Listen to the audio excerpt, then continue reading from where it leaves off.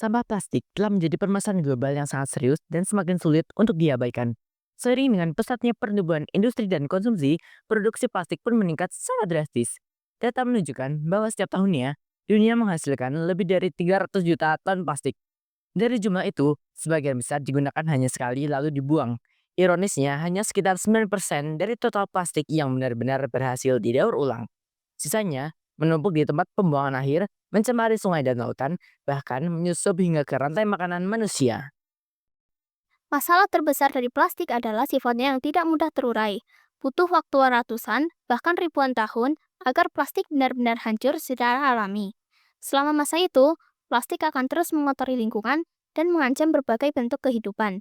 Di lautan, sampah plastik seringkali dikira makanan oleh hewan laut seperti penyu, lumba-lumba, dan burung laut. Banyak dari mereka mati karena menelan plastik yang terjerat olehnya. Selain itu, plastik yang terurai menjadi mikroplastik kini telah ditemukan dalam air minum, garam, hingga tubuh manusia.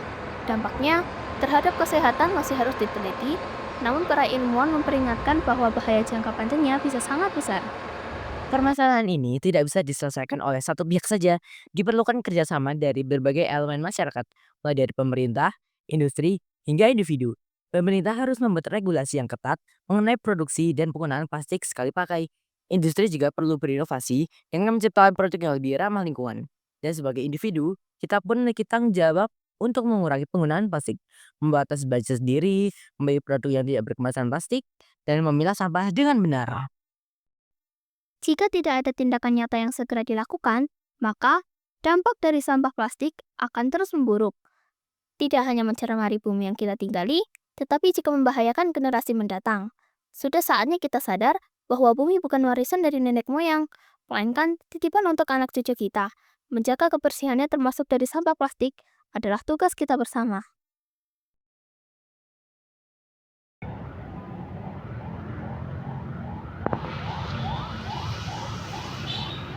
Perkenalkan, nama saya Harida Bayu Pamungkas. Saya berasal dari SMP Negeri 2 Magelang. Aku mau kasih tahu teman-teman semuanya bahwasannya sampah yang kita sering buang dan tidak agak berguna itu bisa jadi baju yang keren, kece, dan bagus. Tahap pertama, tahap pencarian plastik. Nah, di tahap ini kalian mulai mencari plastik kemasan bekas yang bisa kalian dapatkan di warung, di tong sampah, atau kalian ingin mudah, tinggal saja minta ke teman kalian yang sering jajan. Tahap kedua, proses pencucian dan penjemuran. Nah, tentunya kalian semua ketika mendapatkan plastik, itu semuanya tidak selalu bersih. Oleh karena itu, kalian mulai mencuci terlebih dahulu dengan air. Nah, tapi ingat ya, untuk selalu hemat air. Nah, selanjutnya kalian jemur di bawah sinar matahari. Atau tidak, kalian menggunakan hair dryer untuk mengeringkannya.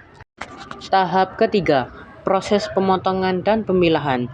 Nah, ketika semua sampahnya sudah kering, alangkah selanjutnya kalian mulai memilah terlebih dahulu sampah yang tidak sesuai dengan keinginan kalian, atau warnanya, atau bentuknya.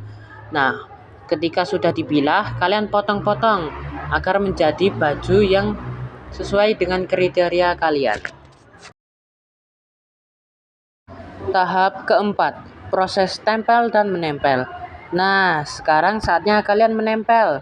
Kita susun potongan-potongan plastik jadi bentuk baju. Kayak ngerakit puzzle, tapi harus fashionable. Tahap kelima, dekorasi dan tambahan hiasan. Nah, ini adalah bagian seru-serunya nih. Kalian bisa tambahin action warna, gambar, atau bahkan glitter. Biar bajumu makin beda dan punya gaya sendiri. Nah, itu dia proses pembuatan baju daur ulang dari tim Adiara SMP Negeri 2 Magelang dan yang pastinya menarik dan kece banget.